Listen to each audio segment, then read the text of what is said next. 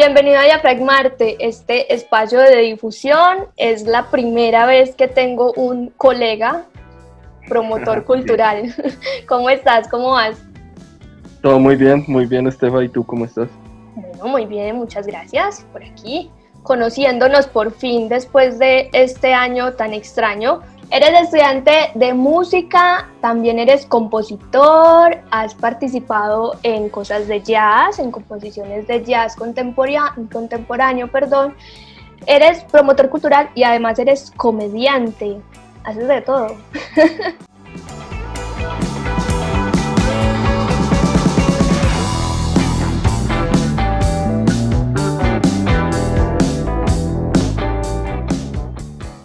Bueno, de todo lo que haces, Juan, vamos a empezar hablando de tu música. Eres músico desde los 12 años. ¿Cómo empezó esa pasión por la música? Más que todo por la guitarra, ¿cierto? Eres estudiante de instrumento, la guitarra eléctrica es ese instrumento. ¿Cómo te va con eso y cómo iniciaste en la música? Bueno, con la música tengo una historia un poco extraña y es que, aquí había una guitarra en mi casa que era de mi tía. Y estaba siempre en un baño, pero nadie la tocaba, o sea, estaba ahí, sí, en un baño, abandonada, okay. Total.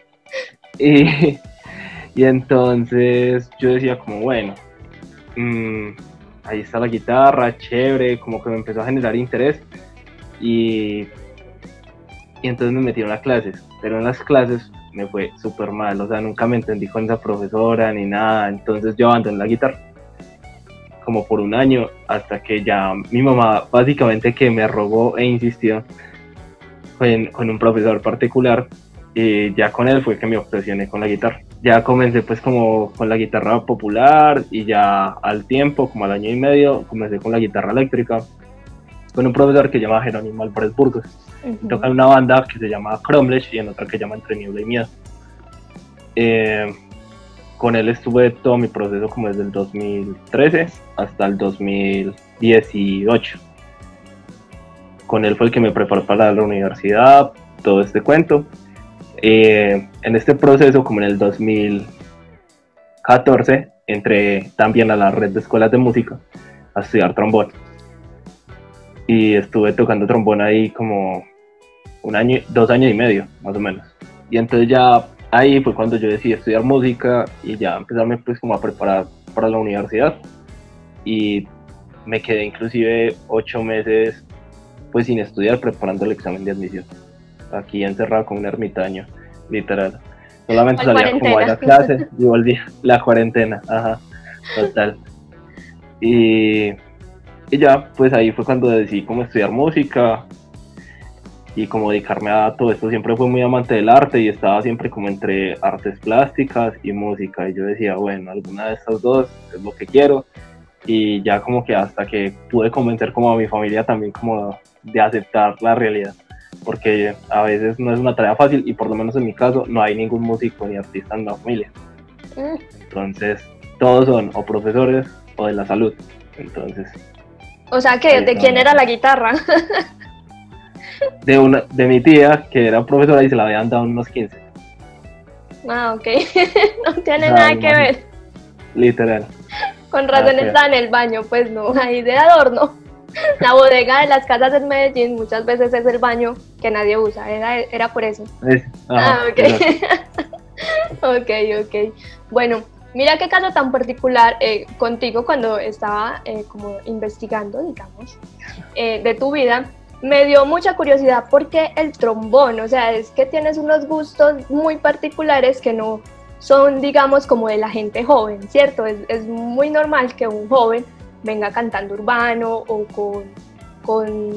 tocando sintetizadores, ahora que esta onda de los DJs está como tan a flor, ¿cierto? Pero el trombón, o sea, tenías 13 años y ya tocabas el trombón, ¿por qué ese instrumento? Porque, yo estaba mirando, listo, yo quería entrar a la red, y las escuelas de música de la red que quedaban más cerca de mi casa eran de viento. Entonces yo, listo, un instrumento de viento. Y entre esos estaba el trombón, porque me llamó mucho la atención la sonoridad, lo recuerdo muy bien por un concierto al que fui de ska.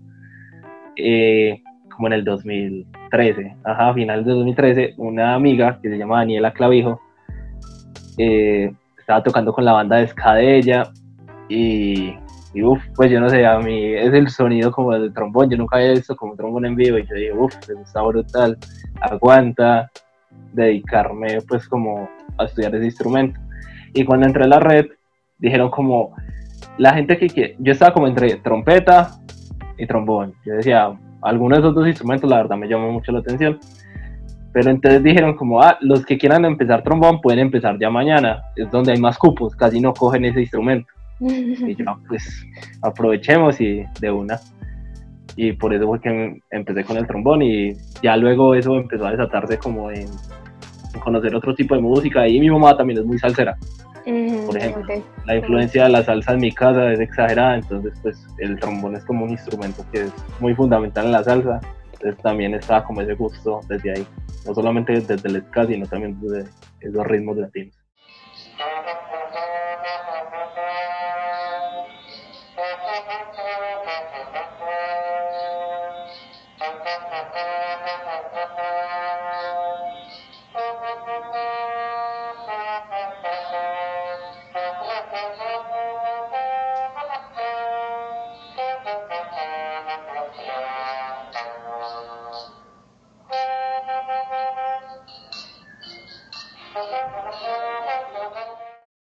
Hablando de esas como cosas curiosas que encontré de ti, pues es que eres compositor y no eres un compositor de música que uno se siente a componer letras, eres compositor de jazz contemporáneo. ¿Cómo se hace para componer jazz? Porque pues uno tiene la idea de que ve a los músicos y componen como en la improvisación, ¿cierto? Entonces, ¿cómo es ese proceso también de pasar de la guitarra, el trombón, a componer jazz ahora, a mezclar todos estos instrumentos? Bueno, a ver, desde mi perspectiva como compositor es muy conceptual. Yo no me baso como, listo, va a coger estas notas, estos acordes, yo no. Yo primero es como, listo, ¿cuál es el concepto que tengo? Entonces yo digo, la nostalgia, y entonces empiezo a averiguar literal como cómo ve la nostalgia la gente, empiezo a hacer encuestas inclusive, como, hey, ¿cómo ve la nostalgia? ¿Ustedes cómo representan la nostalgia? ¿Por usted qué significa la nostalgia? Y empiezo a reunir como datos así conceptuales, hasta que yo digo como, bueno, ya tengo esto, y empiezo a mirar por medio de la música que me plasme sensaciones. Y literal es un proceso así como muy trascendental de empezar a sentir qué es lo que voy viendo con el camino que voy creando. Y busco que ese concepto quede muy claro. O sea, me gusta mucho eso, como lo conceptual, bastante, las sonoridades modernas, lo raro, no sé. Es como algo muy mío, no sé.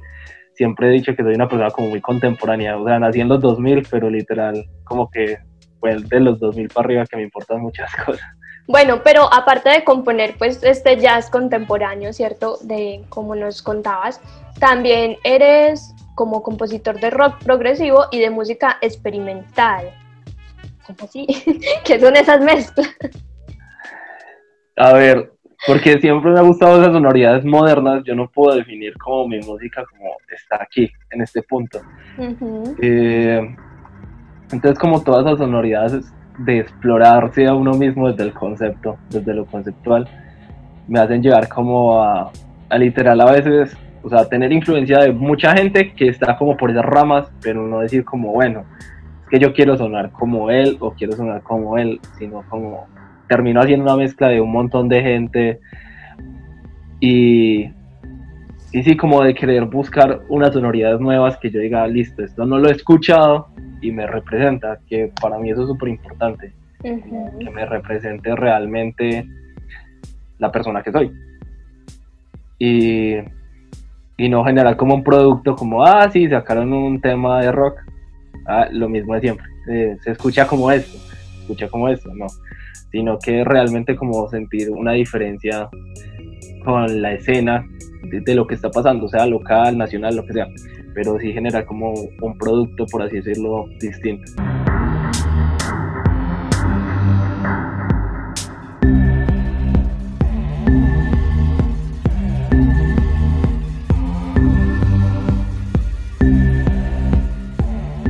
Cuéntanos una experiencia así súper relevante, pues de todas estas que has tenido como con la música, ¿cierto? Tanto en composición, tanto en la creación, pues como de tus discos como tal, ¿cierto? ¿Qué te hizo decir como saben que yo sigo en la música y quiero seguir haciendo música? Bueno, dos experiencias. La primera fue ir a Bogotá el año pasado, en octubre del 2019. Estuviste en el Berkeley Latino, ¿cierto? Berkeley Latino, ajá. Entonces la cosa fue que yo iba para el Berkeley Latino, pues fue un sueño hecho realidad, fue como, no, qué chévere participar del Berkeley Latino, era algo que ya tenía planeado desde rato, y poder que me aceptaran y poder ir a la experiencia de 3 días fue brutal. Pero esta experiencia, digamos que fue el doble de grande, porque tengo un primo que es contrabajista de jazz allá en Bogotá, y me dijo como, hey, ya acá vas a venir, aprovechemos y toquemos acá. Wow. Yo consigo los músicos y ya. Y yo como, de una. Pues la verdad, de momento sí fue como, qué susto, pero fue como, no, de una. Y esta experiencia me hizo conocer como un montón de músicos de la escena de allá de Bogotá de jazz, nuevas sonoridades, nuevas perspectivas, y primero que todo, pues una perspectiva distinta de cómo yo veía la música y mi vida musical. Entonces, me marcó mucho. Mucha gente dice como, usted no es el mismo desde que llegó allá. ¡Qué nota! Y sí, o sea, la recuerdo con mucho amor esa experiencia porque, o sea, conocí mucha gente y fue un aprendizaje brutal que, pues, por ahora todavía lo sigo tomando cosas de eso porque es demasiado lo que aprendí de ese viaje y fue un viaje que, la verdad, me gustó mucho. Súper, súper.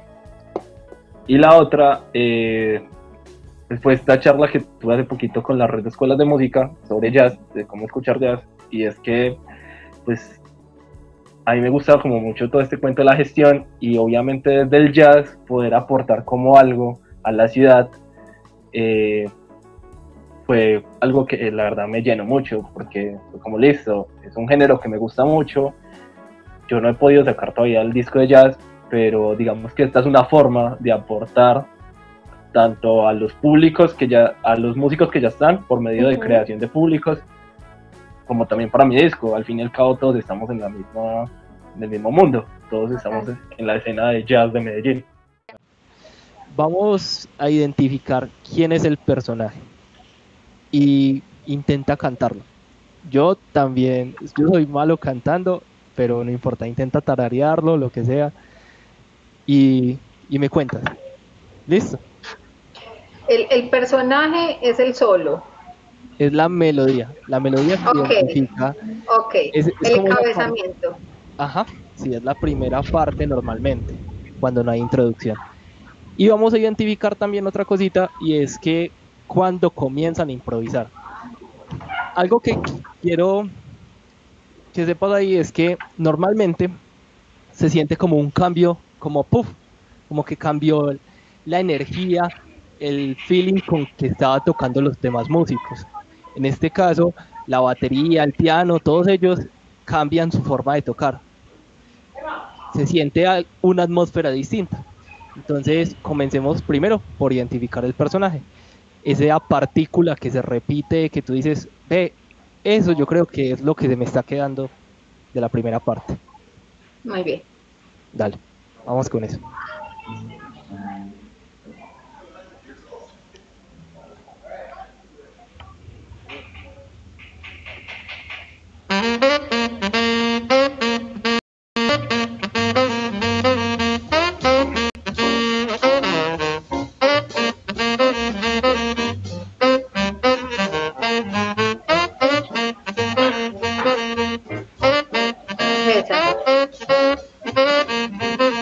Paremos ahí.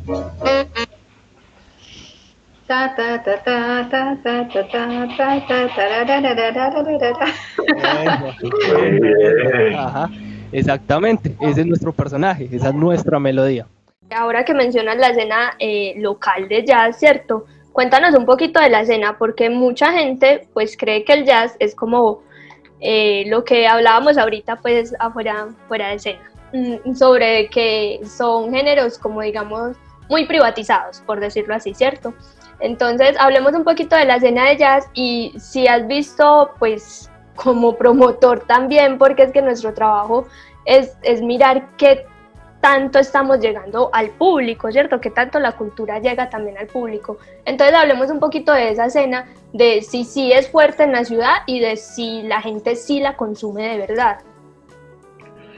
Bueno, esa es una pregunta complicada y es que la verdad es una escena, a mí, en mi opinión, es una escena muy pequeña.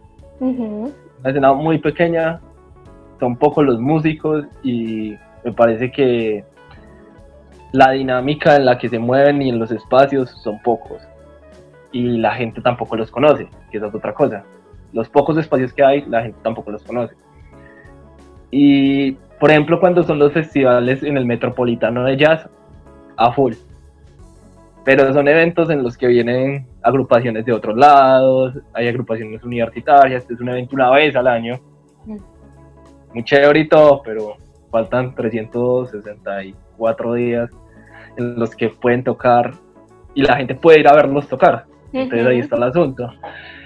Es una escena que apenas va cogiendo como fuerza y gracias como al interés de los universitarios, más que por los que ya están, porque yo creo que listo, ellos ya están ahí, les gusta el jazz, la gente, pues los músicos de jazz del momento, ya se mueven en ciertos espacios, ya tienen un reconocimiento, pero realmente depende de que la escena se mueva cada vez más, no de ellos, sino de los que van entrando, y de los universitarios en este caso, que pues es un género que se ve mucho entre los universitarios, y es un género que la verdad entre universitarios se mueve bastante, pero digamos que se queda ahí, en la universidad, se cierra como mucho el espacio, pero ahí se va fortaleciendo como de a poquitos, pero creo que va muy lento el proceso.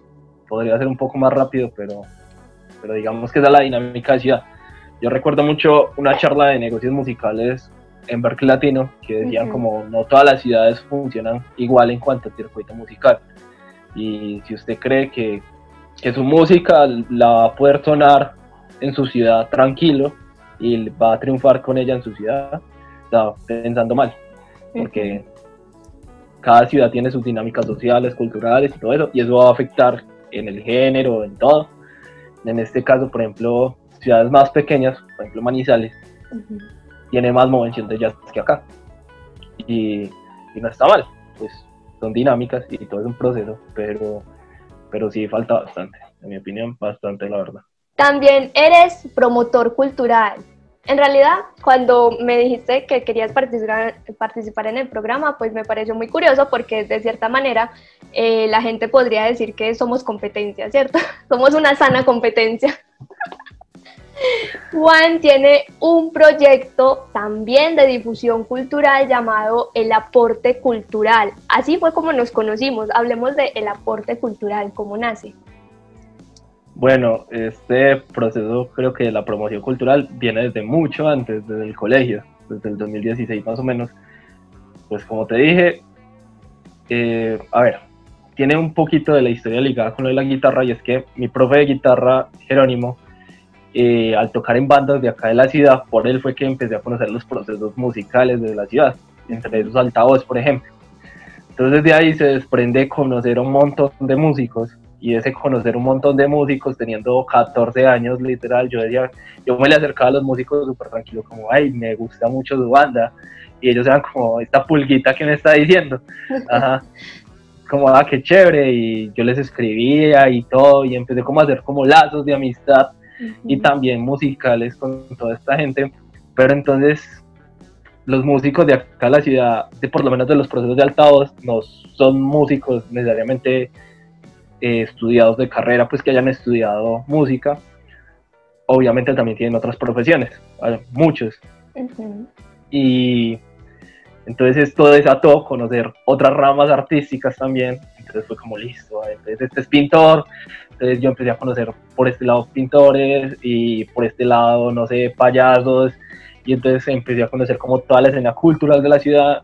Cuando llegó el momento yo dije como, o sea, yo literal sabía qué pasaba en la ciudad todos los días, de teatro, de todo, y era como, ¡ay, qué bacano! Y pues yo he estado por lo menos desde lo musical, a mí me gusta mucho la música local y yo no soy una persona que se pone a escuchar, por ejemplo, música de otro lado, que es como que todo el día está escuchando música nacional o de acá de Medellín. Y fue como, ay, qué bacano fortalecer estos procesos de alguna manera. Yo decía, qué chévere ser un agente cultural que promueva esto, porque es que la gente denigra mucho la cultura. O sea, que no es para nadie es mentira eso. Y hasta mis compañeros en el colegio decían como, no, usted, ¿qué es eso? ¿Para qué? ¿Para qué la cultura eso no da plata? Y era como, perdón. Tranquilo, estamos igual. Entonces yo decía como, pues, ¿qué es ese pensamiento? Al fin y al cabo, si uno promueve algo, puede como cambiarle inclusive el pensamiento a la gente. Y mucha gente dice ese tipo de cosas es porque por desconocimiento de la escena cultural en la ciudad, porque no saben qué es lo que pasa. Entonces, en el 2016 se hace tenía que hacer una revista, teníamos que hacer una revista en 10º. Uh-huh. Y entonces yo hice un artículo sobre los guitarristas de acá en la ciudad. Pero entonces la profesora que lideraba esto dijo como, ay, qué chévere hacer un foro de arte, ya que la revista trataba solo de arte. Entonces fue como, Juan David, usted que sabe de contactos, pues llame gente. Y yo como, aquí empecemos. Y entonces aquí me vi mi pantalla. Ajá.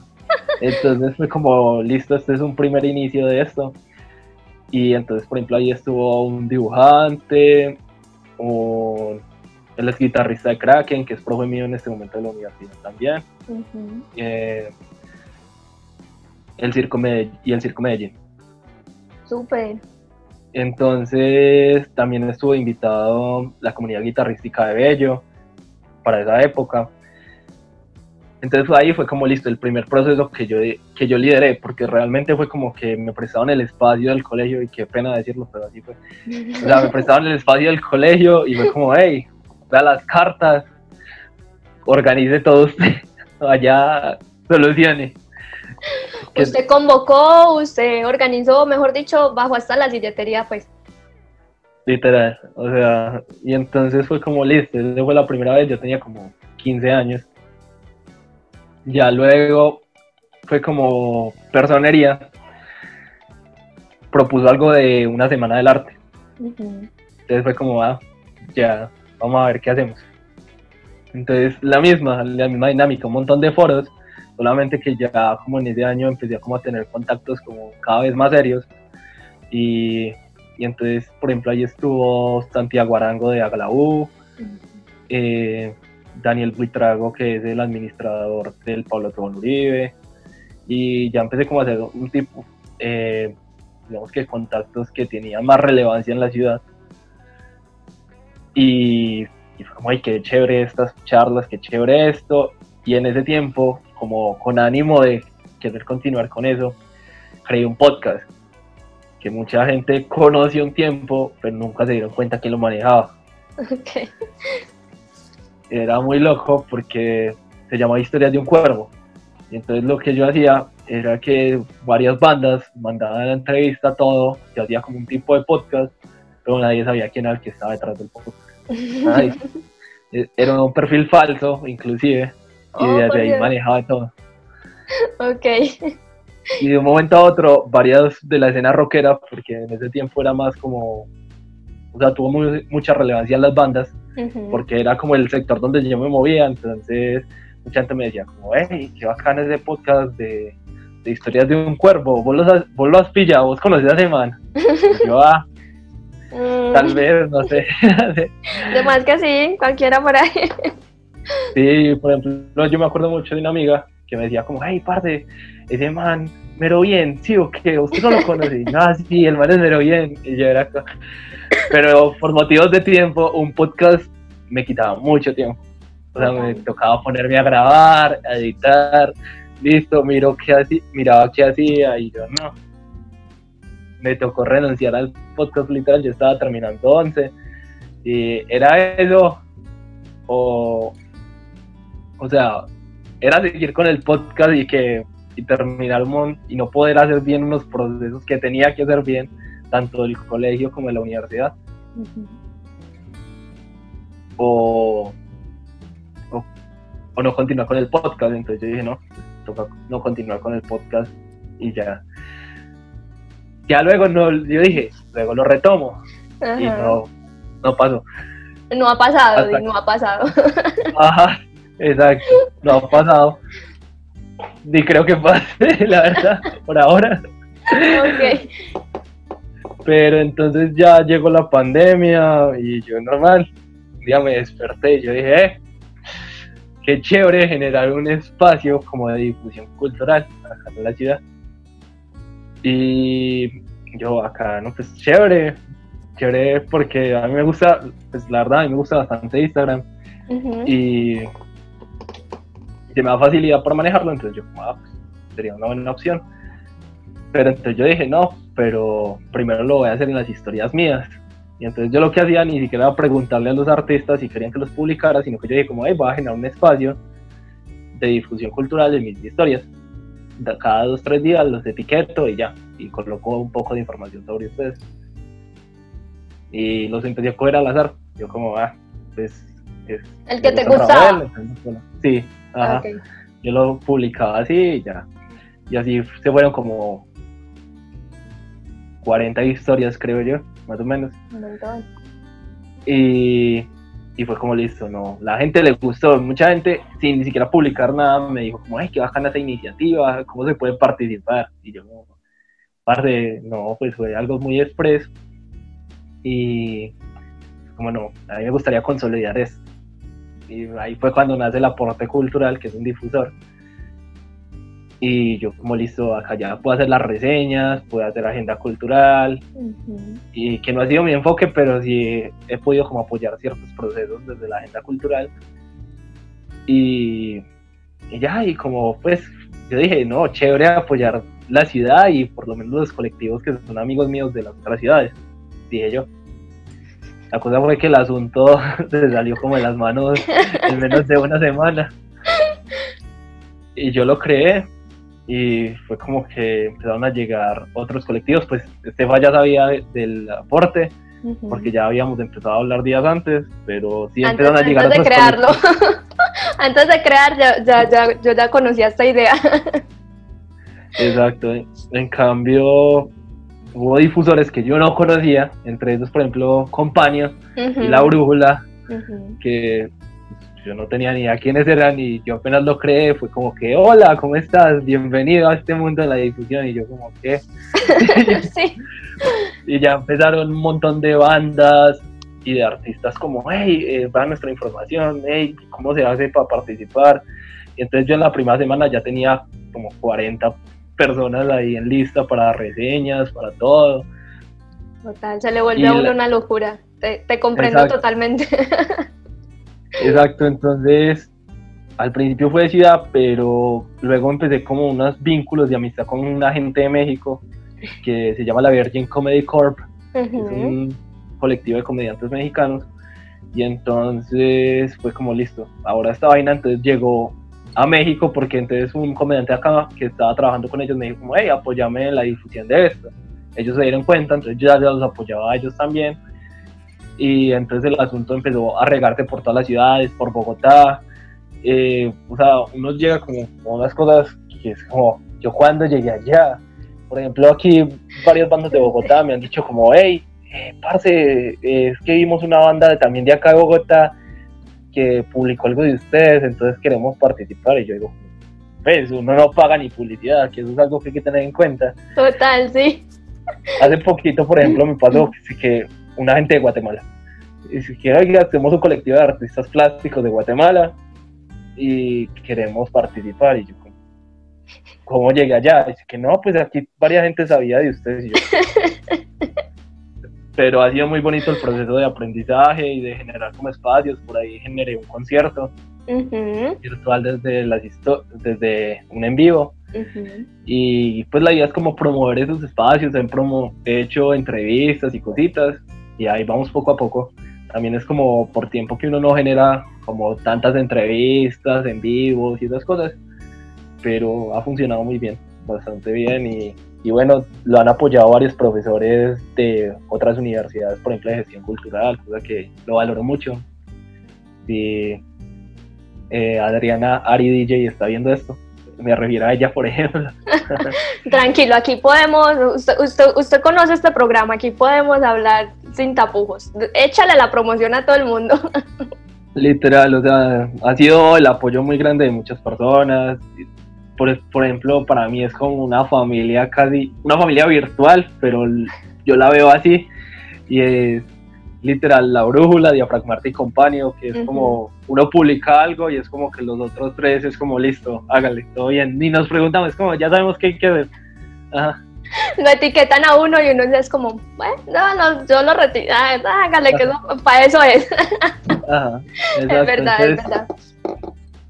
Pues para mí ha sido como también muy bonito eso, porque en cierto punto yo no había visto como esa unión de los difusores, y fue como, fue muy charro, porque yo terminé conociéndoles a ustedes tres, y como generando un vínculo con todas, y como poder trabajar con todas, es como muy chévere, y he visto como el impacto, y se ha generado como el impacto de ciudad, y bueno, me parece muy importante ese cuento de la gestión, no solamente a nivel ciudad y todo eso, sino, por ejemplo, uno como artista, uno como músico. Creo que, bueno, si se va a quejar de que no hay espacios de difusión, que no hay espacios donde presentar las cosas, que una entrevista en televisión no sea fácil, pues primero investigue, por ejemplo, por los medios independientes, y si no le gusta, pues haga su medio independiente y trabaje.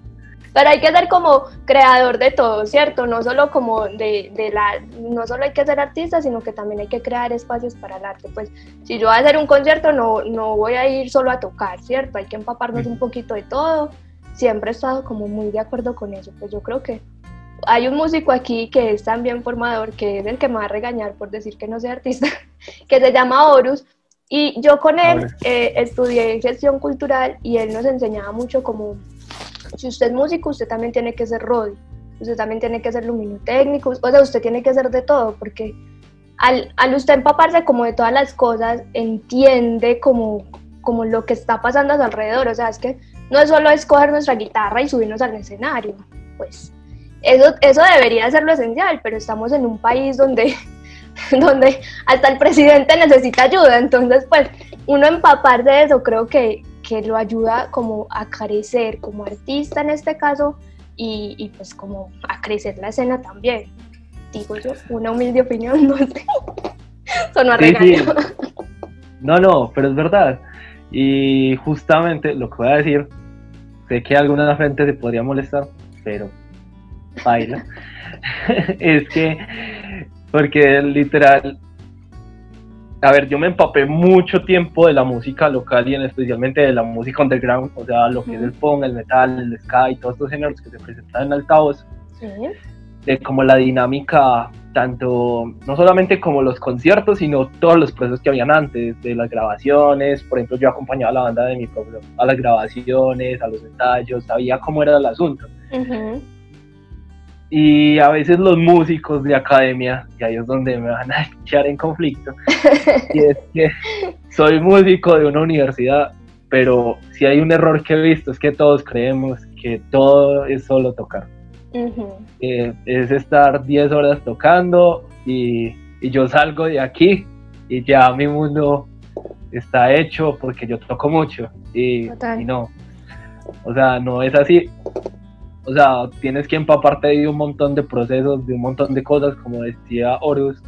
Uno tiene que ponerse en este cuento de estar de roadie, estar de luminotécnico. Si hay que grabar, pues busque a ver cómo se graba, si no puede grabar en algún lado.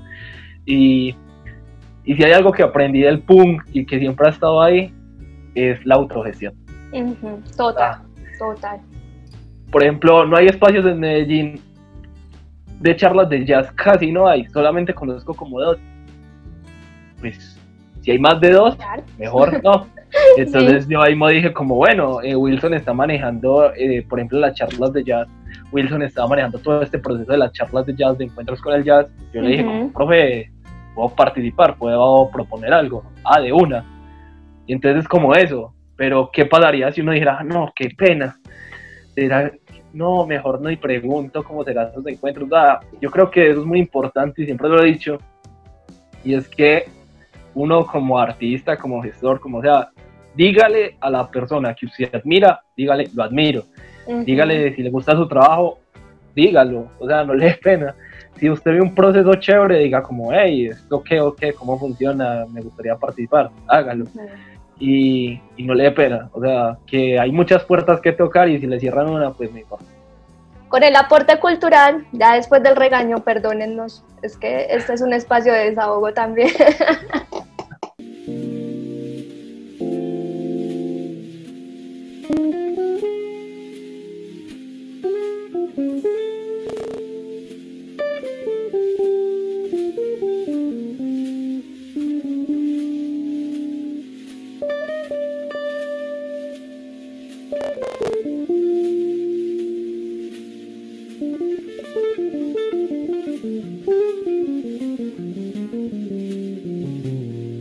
Por ahí tengo como planeado algo así como una asociación de medios y de difusores.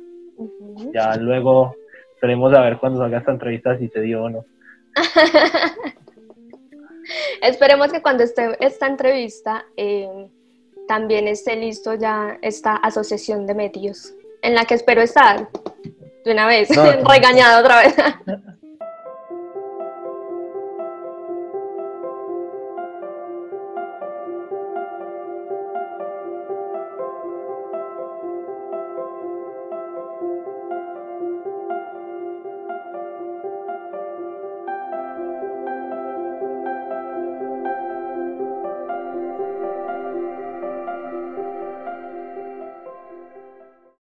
Hay programas que se vuelven súper largos porque es que de verdad es imposible hablar de una sola cosa, pero me encanta. Eres también comediante, ese sí lo empezaste, fue lo último que empezaste a hacer, o desde chiquito ya tenías esa chispa por hacer reír a la gente. No, eso de la comedia es algo muy loco, yo creo que ha sido la locura más grande que he hecho en mi vida, junto a lo del aporte cultural. Y es que, a ver, yo salí del colegio en el 2017, entonces 2018, yo soy una persona que se estresa muy fácil, me di cuenta en el colegio, o sea, en el colegio me estresaba muchísimo, por tantas cosas que hacía por fuera, más del colegio, para mí era un caos. O sea, siempre he tenido mismo se llena. O sea, siempre he tenido como un horario universitario, o sea, yo voy a la universidad y es como el horario de toda mi vida. Y entonces está como este asunto del estrés y de intentar controlarlo. Entonces yo decía, ¿cómo? O sea, y me decían como, ay, haga yoga, haga yo no sé qué, haga 100.000 cosas. Pero a mí nada de esas cosas me servían ni tampoco me llamaban la atención. Siempre la comedia ha estado presente en mi familia. ¿De qué manera? De ser público. O sea, siempre mi mamá le gustaba mucho la comedia, entonces pues, desde pequeño yo recuerdo como que tengo presencia de comedia en el televisor o comprando cosas referentes a la comedia. Y entonces, en este proceso cuando estuve, después de que salí del colegio, a iniciar la universidad, para controlar como el estrés y como relajarme porque estaba todo el día estudiando acá en la casa y no salía, encontré la comedia y empecé a escuchar mucha comedia, casi que habían días en que yo lograba escuchar en total 3-4 horas de comedia. Y eso se volvió algo diario, de que yo me despertaba, empezamos con comedia, terminamos con comedia, almorzaba con comedia y todas las comidas eran así, se volvió un asunto de ir conociendo. Empecé como por los más famositos de la comedia, entonces todo lo que era Comediantes de la Noche, volver a repetirme todos los programas, literal, todo lo de Monólogos sin Propina, volver a repetir todas las rutinas, todo lo de Suso, todo lo de La Águila Descalza, de la comedia en general, y yo decía como, qué chévere, toda esta gente, bacano. Buenos referentes, genial. Exacto, entonces luego de eso hay un colectivo de Bogotá que se llama Con Ánimo de Ofender, es muy famoso, y es un colectivo de comedia. Ellos empezaron a coger un montón de fuerza como en el 2018, y entonces ahí la escena bogotana de la comedia independiente, de la underground, empezó a coger un montón de fuerza y todo el mundo sabía qué pasaba con la comedia de Bogotá. Y a mí me empezó a interesar mucho porque a mí me gustaba mucho la comedia que ellos hacían y todo ese proceso. Entonces yo dije, bueno, acá en Bogotá hay mucha comedia, me di cuenta yo, y yo, qué chévere, está muy bacano esto. Y me di cuenta de un espacio por Flecha, un comediante de acá de la ciudad. Que también lo tuvimos, fue nuestro último programa del año. Bueno. No te lo has visto, no, mentira. Entonces, Dopamina, él tiene un espacio en Dopamina Rock Bar, un bar al lado de la Floresta, y un espacio de comedia. Yo sabía que el espacio existía. En ese tiempo era solamente una vez al mes, pero siempre que iba a ir, pasaba algo. Siempre pasaba algo. Entonces yo... Como nuestros encuentros, pues siempre pasa algo. Exacto. Entonces era súper caótico el asunto porque yo le decía a mi mamá como vamos, pero pasaba algo. Hasta que a finales de diciembre del 2019 pude ir, la última función del año.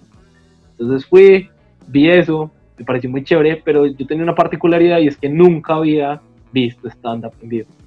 Siempre lo había visto en videos, en YouTube, en todo, pero yo en mi vida no había ni visto a la Águila Descalza, ni a nada, o sea, yo no había visto nada de eso en vivo. O sea, que el primero que viste fue a Flecha. Sí, literal, eso es buen dato, la verdad. El primero que vi en escena haciendo stand-up fue Flecha. Ajá. Y entonces ya estuve ese día, fui con mi mamá, normal, me pareció muy chévere, me reí mucho, pero ahí empezó un bicho. Yo, qué chévere, chévere hacer eso, ¿no? Pues como no parar de hablar todo lo que guarda por dentro y hacer reír. O sea, a mí me han hecho reír mucho, pues bacano intentar hacer reír. Y entonces aquí empieza como esa chispa, luego yo voy al mes, a la segunda función. Yo soy como, uy, qué bacano, Flecha. Empecé a hablar con Flecha, ya nos volvimos amigos, porque a una amiga se le perdió un gato cerca de la casa de él y lo publicó, y bueno, entonces terminamos de amigos y empezamos a hablar. Yo le conté que a mí me gustaba mucho la comedia, pero ya tenía el bicho ahí, pues yo no le había dicho a nadie. O sea, yo decía, ¿yo a quién le voy a decir esta locura aparte? ¿Y por qué locura? Porque, o sea, tú me preguntas, ¿desde pequeño estás a chispa? No, desde pequeño no estás a chispa. O sea, yo siempre he sido una persona, la verdad, bastante seria en mis círculos sociales. Y, o sea, tengo que coger como confianza para ya empezar a molestar, pero no soy el que hace reír en una fiesta o ese tipo de cosas. Como que no, pues sí, no sé, no es mi esencia. Entonces, obviamente, pues en la casa cuando yo dije, hey, me voy a parar a hacer stand-up, digo, ¿de qué? No. Entonces hace reír, literal, mis compañeros de colegio como, ¿qué? Y todo el mundo como, ¿qué? O sea, todo el mundo como, pártela ahí re mal. O sea, fue así, tal cual, muy crudo y todo, pero así fue. O sea, yo dije, si voy a escoger esto, sé que todo el mundo se va a venir encima diciendo que no.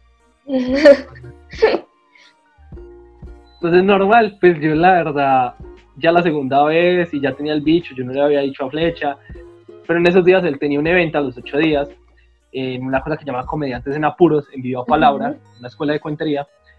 Entonces él me pasó él me dijo, hey, mira, te regalo boleta, porque yo le dije como, no tengo la plata para ir, pero que bacano ir, y él me dijo, vea, le regalo una boleta, vaya. Súper. Y me ve. Entonces yo fui a verlo con otro comediante, y fue como, uy, qué bacano, y entonces ese día estaba como más privado el asunto, entonces yo le dije como, hey, Flecha, yo quiero hacer stand-up. Y entonces me dijo, yo quiero estar ahí. Ajá. Exacto. Entonces yo como, no, él me dijo como, hágale, de una, empiece a escribir y hágale. Aquí hay un espacio que llama los Open Mics. Los Open Mics es donde los comediantes prueban material. Y ahí es donde prueban material y digamos que el objetivo es escribir, probar que funciona y que no, o sea, no garantizamos la risa, la literal. Y acá no había muchos espacios de eso, creo que había como 1 o 2 en la ciudad. Y hay un colectivo que se llama Bastardos Comedy, esos Jairo Talero y Darwin Caballero y Mauro Gaviria, que es el fotógrafo de ellos, genera un espacio días antes de la pandemia, un open mic presencial. Él Y entonces en los días, faltaban como 3 semanas para que eso ocurriera cuando yo le dije a Flecha, hey, quiero parar. Al fin y al cabo, a los días, cuando yo le dije a Flecha eso, apareció, hey, vamos a hacer un open mic. Ay, yo, ¿qué? O sea, porque yo sabía de eso, porque en Bogotá había un montón, pero acá no. Y yo, no, brutal, un open mic, aquí fue, acá es donde me puedo parar. Súper claro. Entonces yo, a la presentación de Dopamina del mes siguiente, o sea, en febrero, fueron los Bastardos y Flecha me los presentó. Entonces fue como, hey, él se quiere parar, tales. Y entonces fue como, listo. Ya sabes, pues nos vemos el jueves. Entonces, ya me paré y la verdad, sin expectativas de nada. O sea, fue como, me paro, sigo mi rutina, si me va bien o mal, no importa, no pierdo nada. La verdad, siempre fui igual así. Ya me dijeron que no iba a dar risa, entonces... Ajá, o sea, fue como... Pues ya psicológicamente te habían preparado para perder, entonces cualquier cosa era ganancia. Sí, o sea, yo estaba súper relajado y yo decía como, pues, es un hobby, para mí es un hobby. Total. Entonces era como, pues, yo no tengo expectativas de nada con eso, o sea, ¿qué más quiero además de pararme? Nada, o sea, tal cual.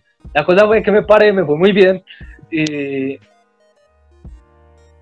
la verdad empecé a coger como mucha fuerza en la escena de acá de la ciudad, a pesar de que llevo muy poco, no llevo ni un año haciendo comedia.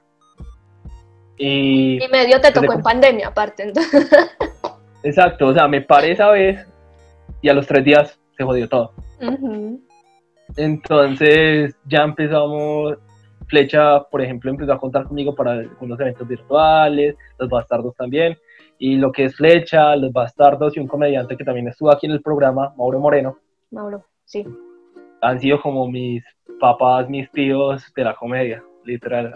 O sea, han sido súper pendientes de mí desde la primera vez que me paré. Y han sido personas que han apoyado mucho este proceso. Y bueno, yo la verdad pensé que me iba a parar y ya iba a continuar mi vida, pero no fue así. Empezaron a resultar muchos eventos, muchas sorpresas, y ahí va el asunto. En este momento, por ejemplo, estoy con un corporativo de México, como dije ahorita, la Virgin Comedy Corp, que son puros comediantes independientes de allá de México. Y bueno, esto me ha hecho también conocer, por ejemplo, comediantes por medio de la virtualidad también. O sea, es que eso es lo extraño. O sea, este año conocemos a todo el mundo gracias a internet. Exacto, a mí me tocó otra época también de la comedia. O sea, mientras que a muchos les tocó estar parados todo el tiempo presencial probando su material un tiempo, a mí no me tocó eso. A mí me tocó estar conectado en mi casa y probando material a gente de México y así. Y por ejemplo... y desde la pantalla pues es otra dinámica obviamente de la comedia. He logrado por ejemplo conocer comediantes de Comedy Central y yo soy como o sea, ¿a qué nivel llegué? O sea, no a nivel de soy intenso, sino a qué nivel se pasó esta locura. Total, es como, o sea, falta mucho, pero no llevo ni un año y ya miran todo lo que me pasó. Entonces ha sido una experiencia la verdad muy divertida, muy gratificante. No, ustedes son una familia súper bonita. Yo admiro de verdad muchísimo a los comediantes y quisiera que todos los artistas fueran como los comediantes. O sea, es que el arte y la cultura en este país sería otra cosa si todos hicieran enlace como los comediantes. O sea, se empujan de una manera increíble. De verdad que es súper, súper bonito el trabajo en red que hacen y construyen todos los días. Los felicito. Gracias. Bueno, Juan, ya para despedir este programa, invítanos a seguirte en tus redes sociales, en tus redes como músico, en las redes del difusor también, a participar a los artistas también de tu espacio, pues porque esto lo ven un montón de artistas también, entonces para que sepan que también tienen otro espacio aquí en la ciudad de Medellín que se llama El Aporte Cultural, y pronto vamos a tener una red de aportes culturales. No sé cómo le vamos a llamar.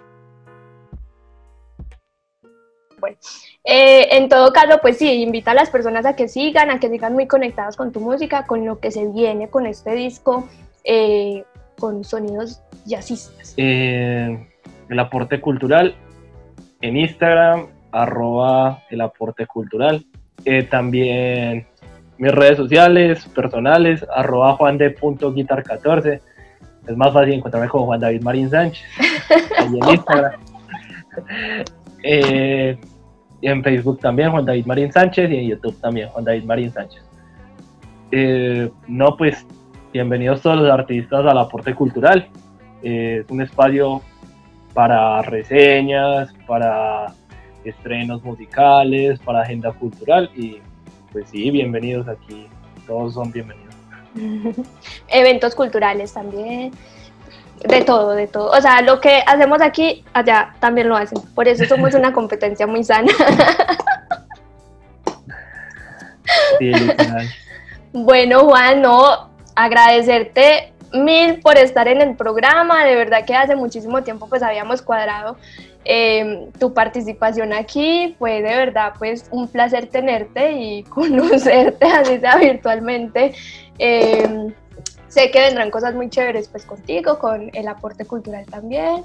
Se nos viene mucho trabajo, así que nada, por aquí nos seguiremos viendo. Sabes que Diafragmarte es un espacio para ti como artista, para el aporte también, para fortalecer esta difusión cultural que le estamos brindando a la ciudad. Entonces nada, muchísimas gracias y bienvenido siempre aquí a Diafragmarte, que es tu casa. Muchísimas gracias, Estef.